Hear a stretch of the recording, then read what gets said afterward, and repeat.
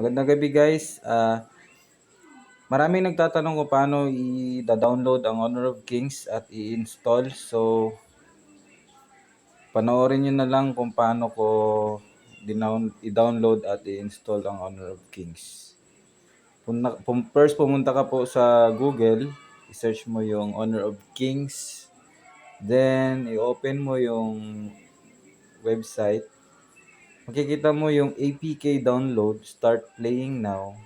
Yan yung APK para sa Honor of Kings. So, i-click mo yan. Dahil meron na ako ditong existing, so download again.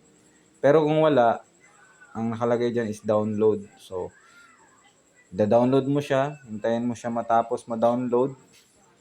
Then, kapag natapos na siya ma-download, i-open mo lang siya. Katulad nito.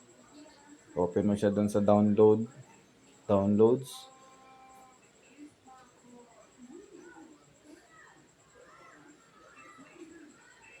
Yan.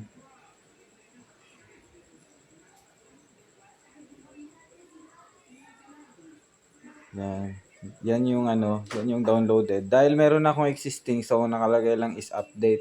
Pero kapag wala pa, ang nakalagay dyan is install. So, i-install mo lang yon, then ganyan. I-open mo lang yung installed game na Honor of Kings.